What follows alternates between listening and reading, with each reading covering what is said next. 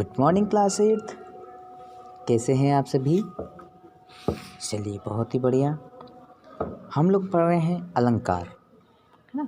अलंकार में हमने सबसे पहले अलंकार की परिभाषा देखी थी, अलंकार का अर्थ समझा था और अलंकार का महत्व समझा था कि काव्य में अलंकार का क्या महत्व है। उसके साथ ही हमने देखा था अलंकार के भेद। तो अलंकार के मुख्य रूप से दो भेद होते हैं। पहला शब्द अलंकार, दूसरा अर्थ अलंकार। शब्द अलंकार के भेद हमने पढ़े। तो शब्द अलंकार के भी तीन भेद थे, अनुप्रास अलंकार, यमक अलंकार और श्लेष अलंकार, जिनको हमने बारी बारी से परिभाषा सहित उदाहरण सहित पढ़ चुके हैं, समझ चुके हैं। उसके बाद दूसरा अलंकार आता है हमारा अर्थ अलंकार। अर्थ अलंकार के भी हमने भाग पढ़े हैं, उपमा अलंकार, रूपक अलंकार। तो भेद हम पढ़ चुके हैं। अब जो तीन अलंकार बचे हुए हैं अर्थ अलंकार के, उत्प्रेक्षा अलंकार, अतिशयोक्ति अलंकार और मानवीय अलंकार। इन तीन अलंकार को हम आज की वीडियो क्लास में पढ़ेंगे। तो चलिए शुरू करते हैं। अर्थ अलंकार का तीसरा भेद या तीसरा प्रकार उत्प्रेक्षा अलंकार। अर्थ अलंकार का तीसरा भाग है, तीसरा भेद है, तीसरा प्रकार है उत्प्रेक्षा अलंकार। तो शुरू करते हैं। जब उपमेय और उपमान में गुण धर्म की समानता के कारण उपमेय में उपमान की संभावना कर ली जाती है, तब वहाँ उत्प्रेक्षा अलंकार होता है ना। उपमेय जिससे उपमा दी जा रही है, उपमान जिसकी उपमा दी जा रही है, जिसके बारे में बताया जा रहा है ना, उन दोनों में ही गुण धर्म की समानता, गुण धर्म की विशेषता के कारण उपमेय में उपमान की संभावना कर ली जाती है, ऐसा मान लिया जाता है, तब वहाँ उत्प्रेक्षा अलंकार होता है ना। एक उदाहरण से समझते हैं इसे और स्पष्ट करते हैं कि उस काल मारे क्रोध के तन कांपने उसका लगा, मानो हवा के बेग से सोता हुआ सागर जगा, है ना। कि क्रोध के कांपने से लक्ष्मण के शरीर में हवा से कंपित सागर की उत्तरा के अनुपूर्ण नेत्रों में नव विकसित हिमकणों से, है ना। इसका उदाहरण बताया कि उस काल मारे क्रोध के तन कांपने उसका लगा, मानो हवा के बेग से सोता हुआ सागर जगा, है ना। जब लक्ष्मण ने बाण मारे थे तो ऐसा लगा था कि सोया हुआ सागर भी जाग गया, है ना। सोए हुए सागर में भी कपकपी आ गई। तो भय और कांपने को सागर के समान बताया गया है कि सागर किस तरह से कांप जाता है लक्ष्मण के क्रोध से।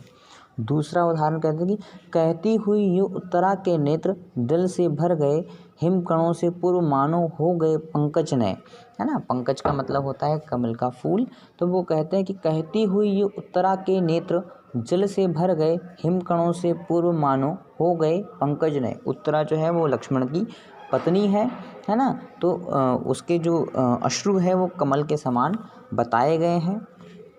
अगला एक और उदाहरण पढ़ते हैं कि सोहत ओढ़े पीत पट श्याम सलोने गात, मनहु नीलमणि सेल पर आतप पर्यो प्रभात, है ना।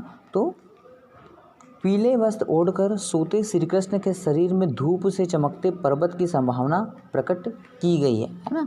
कि भगवान श्री कृष्ण जब सोए हैं और उनके शरीर पर जो पीला वस्त्र है वो पर्वत के समान चमक रहा है ना। आतप पर्यो प्रभात, है ना। तो यहाँ पर भगवान श्री कृष्ण के कपड़े को, पीले वस्त्र को पर्वत के समान बताया गया है कि जब पर्वत पर धूप पड़ती है तो वो किस तरह से चमकने लग जाता है, जैसे ऐसे चमकता है जैसे कि भगवान श्री कृष्ण के ऊपर पीला वस्त्र ढका हो, है ना। चलिए, अगला अलंकार हमारा है अतिशयोक्ति अलंकार।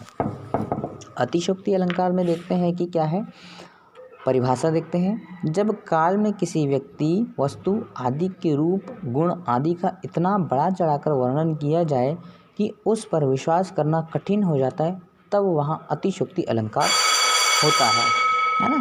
कि जब किसी भी व्यक्ति में या किसी वस्तु में उसकी इतनी ज़्यादा गुण बताए जाएँ, इतनी ज़्यादा विशेषताएँ बताए जाए कि हम उस पर भरोसा भी न कर पाए, तब वहाँ होता है अतिशयोक्ति अलंकार।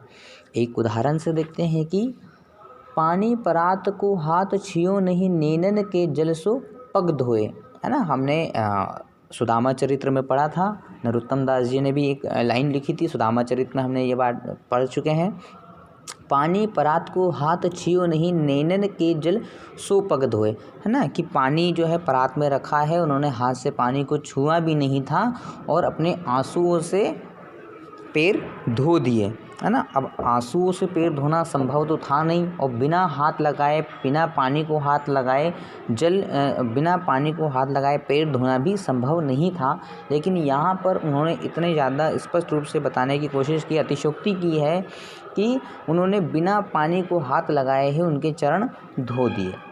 एक और उदाहरण से समझते हैं कि एक दिन राम पतंग उड़ाई, देवलोक में पहुँची जाए, है ना। अब यहाँ कह रहे हैं कि एक दिन राम पतंग उड़ाई, देवलोक में पहुँची जाए, कि राम ने एक दिन ऐसी पतंग उड़ाई कि वो सीधे सीधे देवलोक में पहुँच गई। अब पतंग तो स्वर्ग में जा नहीं सकती, है ना, पतंग स्वर्ग तक पहुँच नहीं सकती, लेकिन यहाँ पर अतिशयोक्ति की गई है कि पतंग ऐसी उड़ी कि वो स्वर्गलोक तक पहुँच गई या देवलोक तक पहुँच गई। ठीक है, चलिए अगला अलंकार पढ़ते हैं हम, मानवीय अलंकार। ठीक है, और अंतिम अलंकार है हमारा अर्थ अलंकार का अंतिम प्रकार, मानवीय अलंकार। जब काव्य में जड़ पदार्थों पर मानवीय चेतना का आरोप किया जाता है, अर्थात पेड़ पौधे, नदी, पहाड़, झरने, नदियाँ, वायु, धूल, पशु पक्षियों को मानव के समान कार्य करते दर्शाया जाता है, तब मानवीकरण अलंकार होता है ना। कई बार हम देखते हैं कि जो जड़ वस्तुएं हैं, जो मानव नहीं हैं, उन वस्तुओं को भी मानव के जैसे काम करते बताया जाता है, तो वहाँ हमारा मानवीकरण अलंकार होता है। जैसे कि एक उदाहरण के पढ़ते हैं कि मेघ आए बड़े बन के सवर के, है ना। मेघ मतलब होता है बादल है। अब बादल जो है वो सज सवर करके आए हैं, है ना। अब बादल तो सज नहीं सकता, सवर नहीं सकता, सजने संवरने का गुण किसके पास है, मानव के पास है। लेकिन यहाँ पर बादलों में भी सजने संवरने का गुण बताया गया है। कवि सर्वेश्वर दयाल सक्सेना ने बादलों को भी सजने संवरने का गुण बताया गया है, तो यहाँ पर मानवीकरण अलंकार है। एक उदाहरण और पढ़ते हैं कि छोड़कर मैदान भागी तारकों की फौज सारी, है ना। वो कहते हैं कि छोड़कर मैदान भागी तारकों की फौज सारी, तारे जो है वो उनकी फौज जो है, तारों की कतारें हैं, वो मैदान छोड़ कर के भाग गई, है ना। अब तारे तो मैदान छोड़ नहीं सकते, जंग लड़ नहीं सकते हैं, लेकिन जंग लड़ता कौन है, मनुष्य लड़ते हैं, है ना। मनुष्यों का गुण है जंग लड़ना, तो वो यहाँ पर मानवीकरण किया गया है। एक और उदाहरण देखते हैं कि हे वसुंधरा बिखेर देती मोती सबके सोने पर, रवि बटोर लेता है उसको सदा सवेरा होने पर। अब यहाँ पर ओस की बात की गई है कि वसुंधरा मतलब पृथ्वी होता है, धरा होता है, भूमि होती है, कि भूमि पर सुबह सुबह ओस की बूंदें, रात भर में ओस की बूंदें पड़ जाती है, जो कि सोने के समान दिखती है ना। मोती, जैसे कोई मोती बिखरा हुआ है। और रवि मतलब सूर्य होता है, रवि बटोर लेता है उसको सदा सवेरा होने पर। सूर्य जो होता है सुबह सुबह उन सबको बटोर लेता है। अब सूर्य कोई अपने पास तो रखता नहीं है ना। मनुष्य के पास गुण होता है बटोरने का, है ना, उनको संभालने का, उनको इकट्ठा करने का।